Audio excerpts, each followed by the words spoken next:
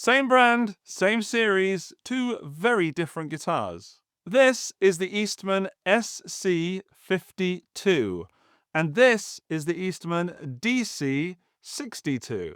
They do look like distant cousins of some very familiar shapes, but let's find out how good they are, if one's better than the other, and which one you should buy, if either.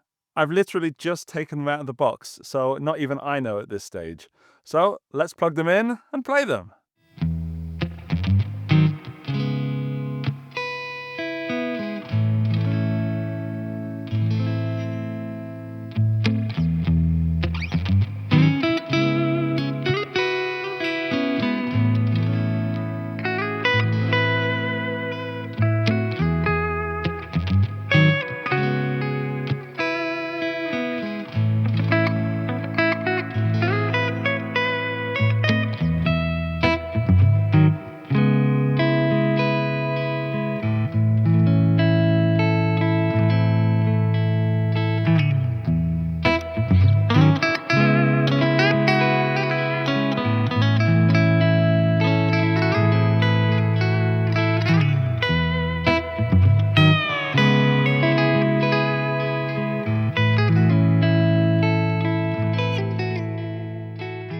Straight off the bat, these are very comfortable to play, and they feel a lot more expensive than they are.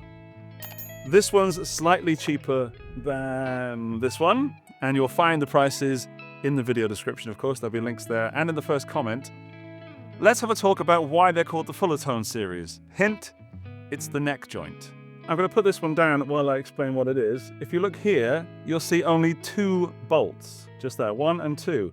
But you'll also see that the neck slips into the body with a curved base in the body. So instead of this being flat wood on the neck against flat wood of the body, it's curved, like a little bed that it sits in. And that means that it doesn't move around, and you only need 2 bolts. It's also long tenon, and this is what Eastman say is the secret to their tone in their guitars.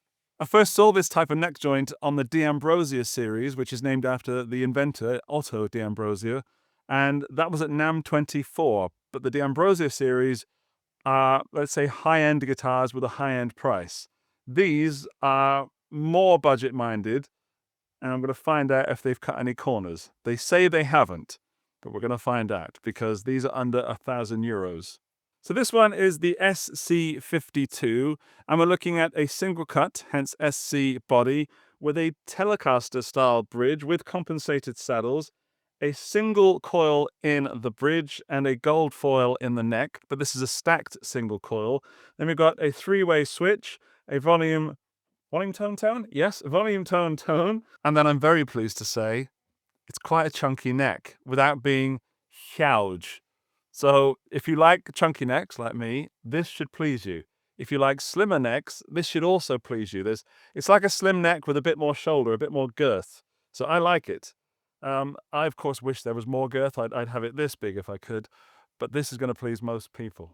We've got a lot of roasted going on here because the body is made of roasted black limber, and the neck is roasted maple, as is the fretboard. And it smells absolutely divine. Oh my goodness, it smells good.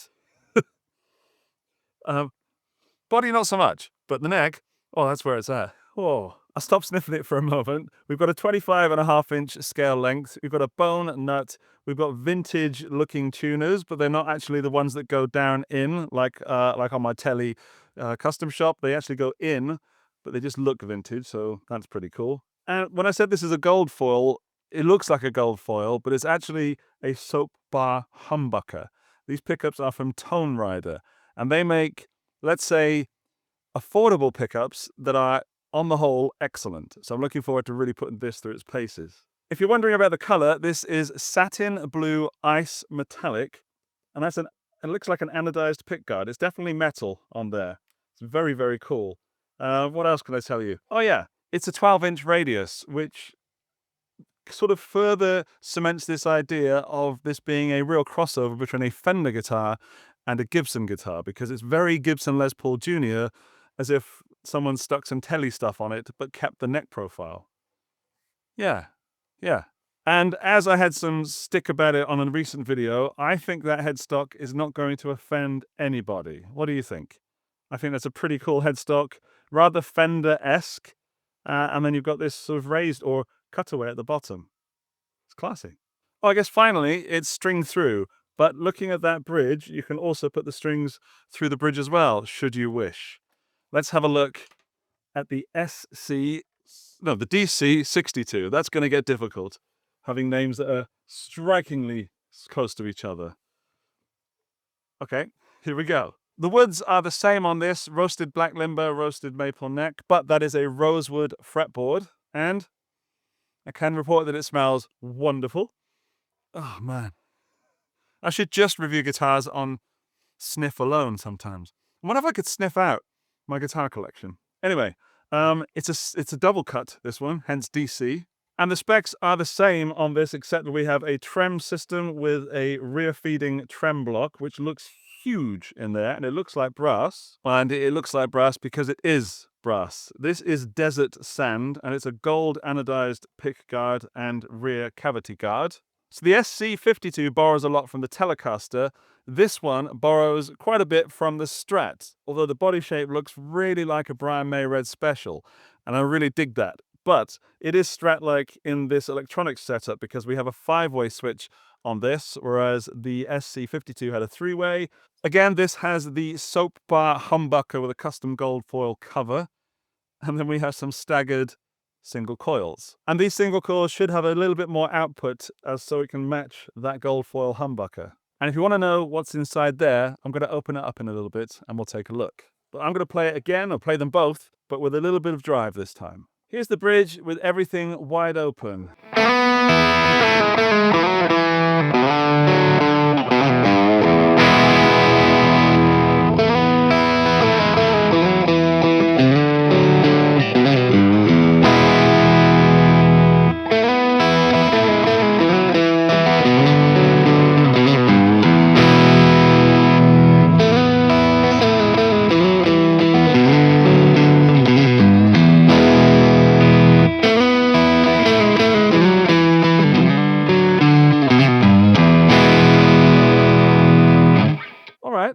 I really like this bridge pickup, really like the sound on the neck. Not too sure about the bit in the middle at the moment, but I wouldn't normally go there on a Strat for those sounds anyway. Yeah, I think.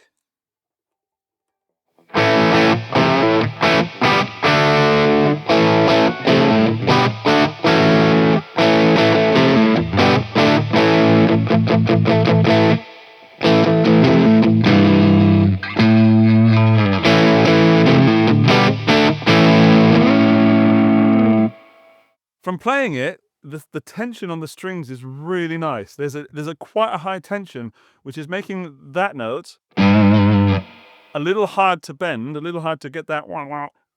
But the rest is nice. It's a great, dare I say it, rhythm guitar.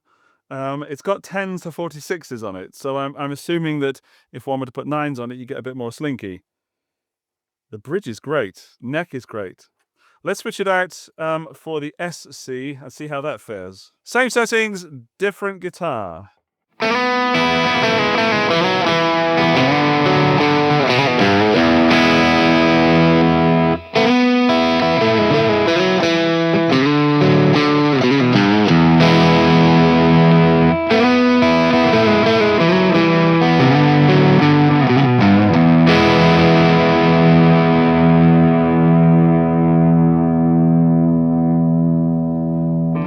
I don't know if it's the Fullertone neck joint, but that sustain just doesn't want to stop.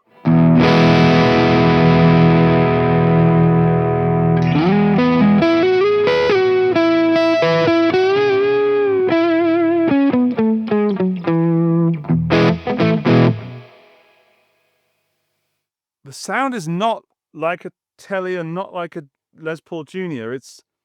I don't even say it's somewhere in between. It's something completely different.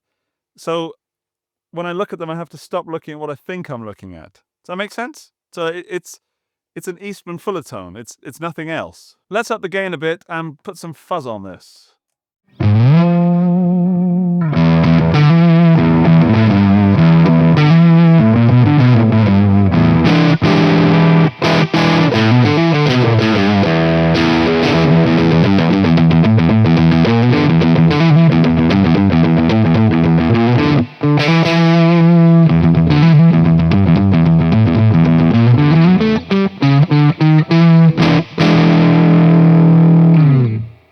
That's nice. I like that.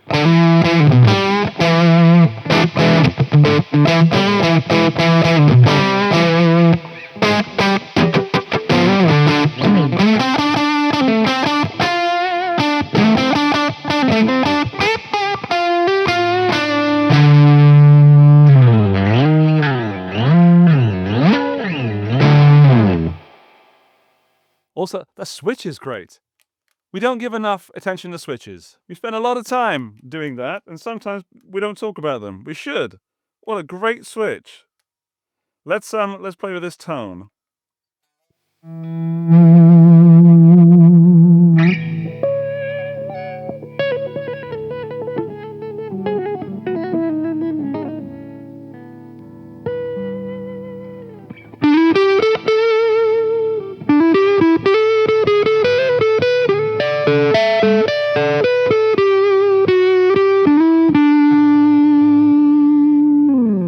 Very violin-y.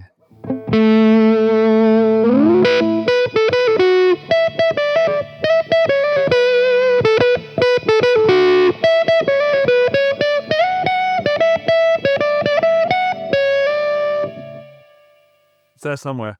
I'm not fond of the strings. I've got some fast fret in front of me. I'm used to playing coated strings. I've got to that stage where I can't play regular strings anymore. Maybe if I was on stage sweating, yes. But in this not exactly humid room, it's a little bit, you know, I need a bit of help. Let's try the tone on the bridge.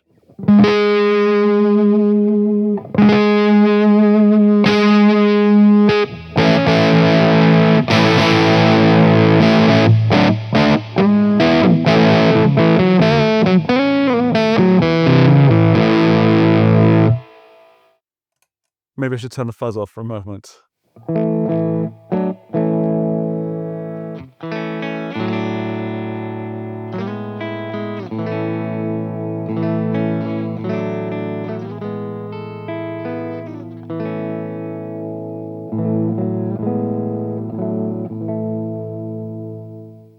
That's a very wide-ranging tone.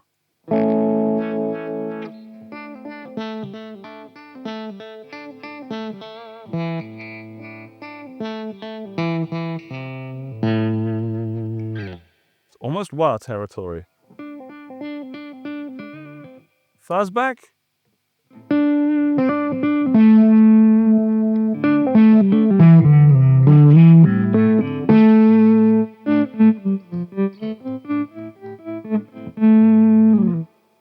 Pots are great as well.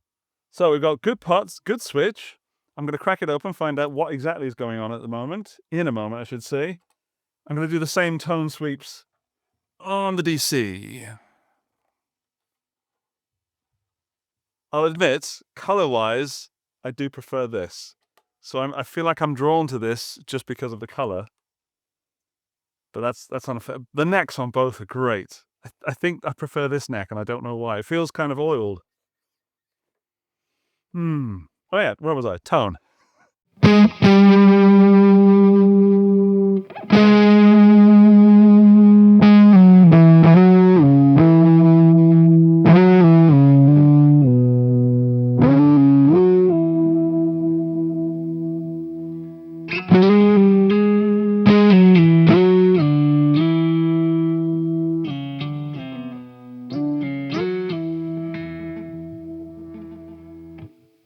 It's still a good sound rather than just having the tops cut off. A lot of guitars just cut the tops off and then you have a darker tone. This is darker, but it's still full and still clear. That goes with both guitars. Again, this is really fun. Right, let's just try some straight up fuzz with this. Everything open this time again.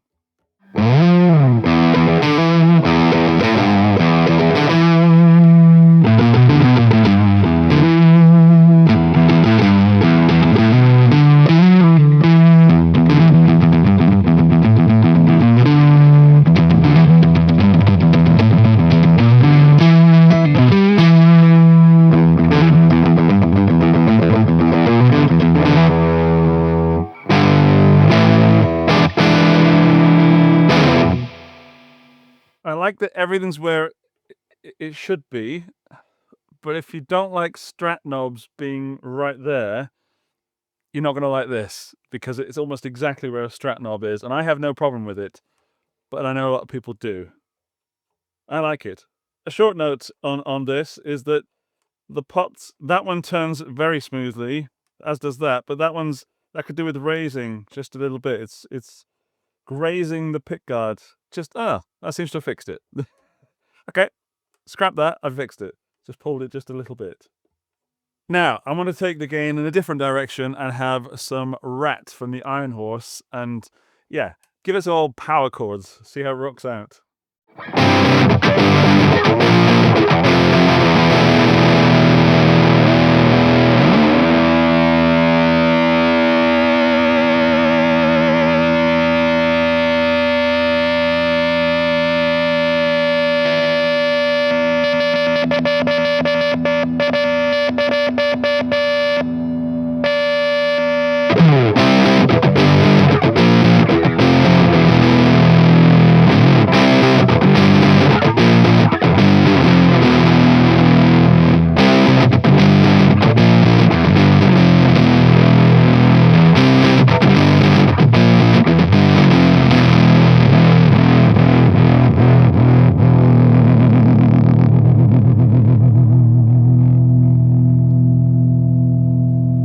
Is it still in tune?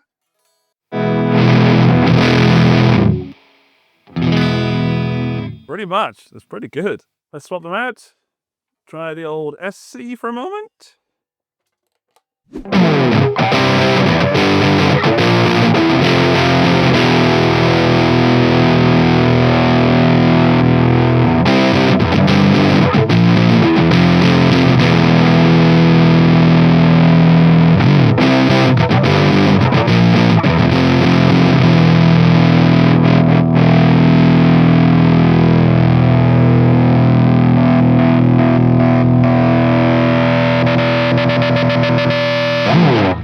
Not even that loud in here, it's just that responsive.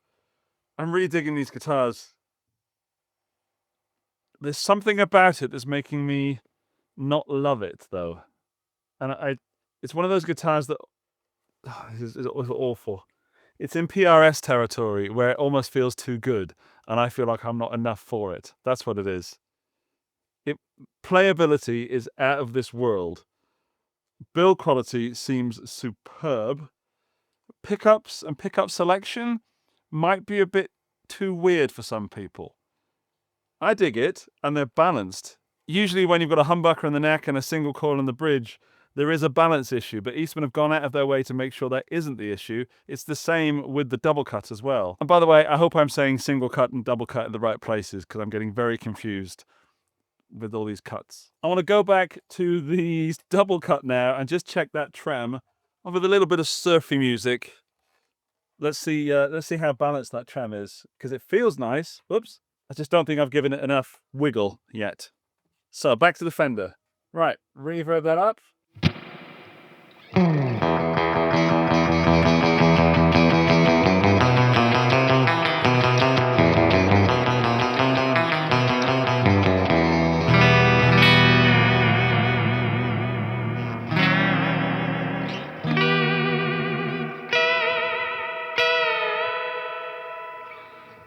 This trem feels more like a Jazzmaster trem than it does a Strat trem. It's really light.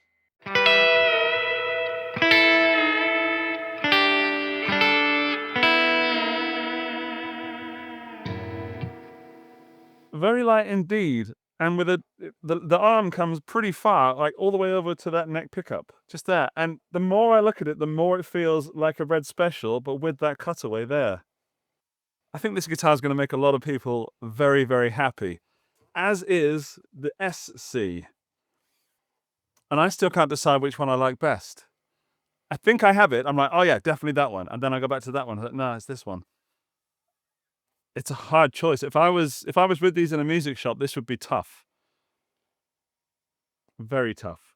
That one's cheaper, so that's not much by like €100. Let's have a look inside and see what Eastman are doing. Starting with this one. I was hoping to avoid it, but I'm going to have to take the neck off. So let's do that. This is new for me, by the way. I've never taken the neck off that looks like this. Eastman do provide you with tools to do this, but I can't wait to look in. In fact, let's look in there first, then I can tick that off, can't I? That's job done, and then pop it back on again. Here we go. A big old brass block with the Dario string ball heads and two angle springs and one straight. I don't hear a lot of spring noise when I'm playing. So like on some strats, you get a lot of spring sound going on. I don't hear a lot of spring resonance with this guitar, which is kind of surprising. But yeah, wow. All right. A quick close-up in that cavity will reveal no surprises. It's really clean and really well done. That is not going to do it. I'm going to have to get the one that Eastman provided. This handy little pouch. Nice. That's a big one, isn't it? Wow. Look at those. This is what's holding the neck to the body. That bolt there. No screws on this Eastman, boyos. I knew that, but I'm still impressed to see it. It feels high-end, you know? Oh, that's a smaller one. I didn't expect that. Don't get those confused. Right, now that neck should... Oh, no, the plate should just fall out of there. That's lovely and clean. Now the neck should just not pop off, because I've seen these at NAMM, but with a bit of... Crikey, that is tight. What am I doing wrong? Am I doing anything wrong there? That is an amazingly tight neck joint. Goodness gracious me. Whoa. I remember. It's a long tenon that there must be another one. Is there one in there? Yes. No, I don't know what I'm doing. I genuinely don't know what I'm doing. This is very confusing for me. We're doing science right now, but the neck is now a little wobbly. But it is in no way persuading to come out. I'm going to loosen those strings a bit more and get that pickguard off. Right, come on, baby.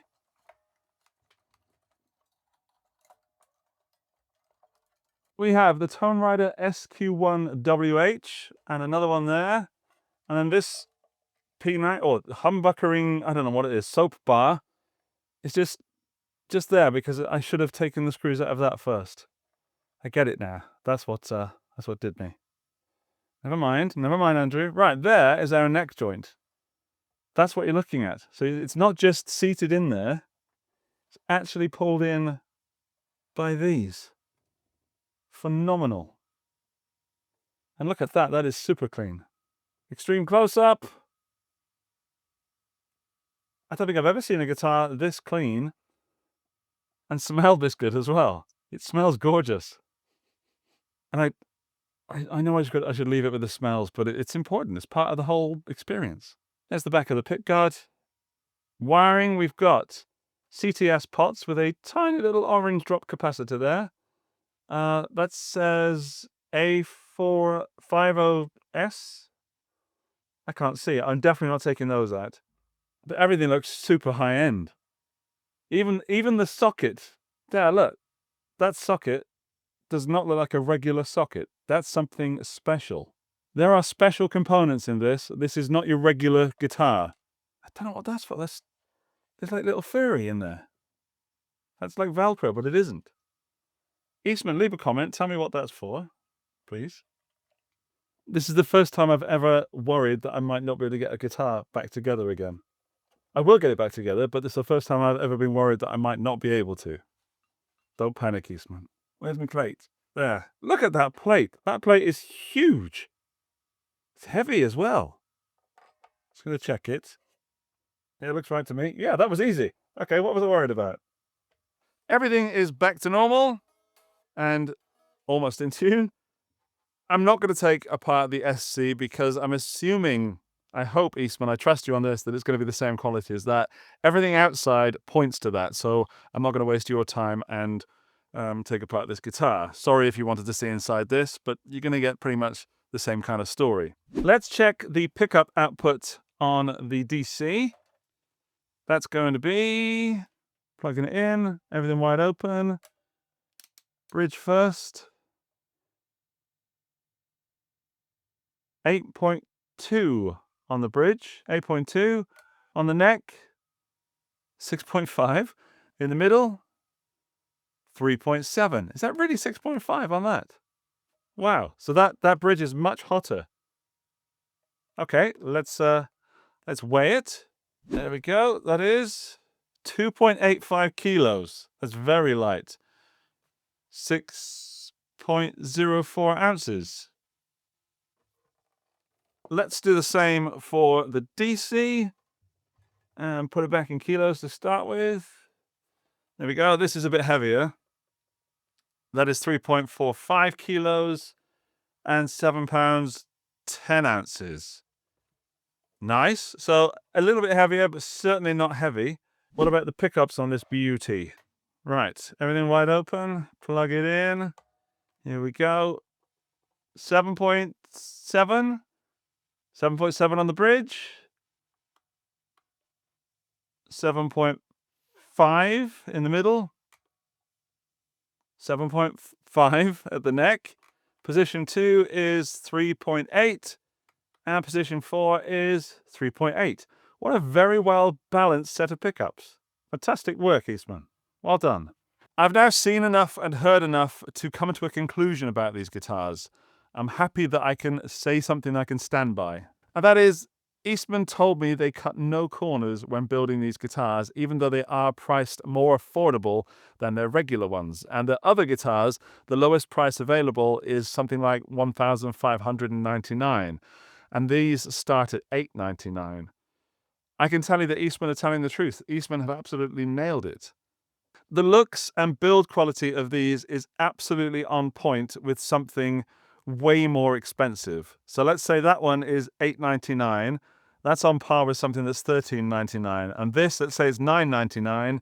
It's on par with the $1599 models. And I'm going to stick my neck out now and say that this Fullertone neck joint is the best the best bolt-on neck joint I've ever seen and played with and taken apart and put back together again. It was scary for a moment, but it works. It feels so strong and so stable. Well done, Otto, the designer and the luthier behind this. It's fantastic. If I'm going to be really picky, there is, let's take this one with the maple fretboard. I would have liked that to have been one piece maple rather than the maple fretboard on the neck. Super picky, I know. And also, I'm not a fan of this stamped in the back serial number. It makes it look a little bit industrial. And then with the wings on the side of this headstock, I wish they'd color match that a little better. See where it's just sort of just there and there? Is it on the DC? Let's have a look. The serial number is not there on the back of the DC. And the wings are a bit better color matched, for sure. Or maybe not. It feels better. From this side, it looks okay. From that side, not so much. But I am super nitpicking there because I would much rather have two glued on pieces of wood there and a much better guitar overall. And they come with a case, or rather a gig bag. I'll get it. It's just here. And there it is. That is a gig bag with adequate padding all around, bit of extra padding down there. It's not a flight case, that's for sure, but it will get you in most situations, keeping your guitar safe. That is a removable pad that will lock the guitar in. Place it there, and you've got one pocket there with a little certificate. Hello. So this is a product of the Eastman workshop in Beijing, China. There's no sales date, there's no dealer and all that, because this is going to someone after me to be sold. So maybe you end up with this actual guitar, or one of these actual guitars. That would be cool. If you do, please leave a comment down on this video. That would be marvelous. So, the verdict. Yes, I recommend these as build quality. They feel phenomenal. They play phenomenally. They've been set up brilliantly. The pickups are not a standard choice. Now, it doesn't mean I don't like them. It just means that for some people, they're going to give you sounds that you're going to have to get used to at first. It's something special. It looks like a special guitar. It feels like a quality guitar, and it sounds special. Super loud unplugged as well. As for which one would I go for, the DC or the SC, I'm leaning more towards the DC, but only ever so slightly. But as it's me, I really like the pickup configuration in this, so I'd quite like the DC with that pickup configuration. And the trem on that's phenomenal. No, if I could only choose one as they are, it's DC for me. Let me know what you think in the comments. Did I choose the right one? Which one would you have chosen? There you go. Down there, look. It's free. You can just start typing now.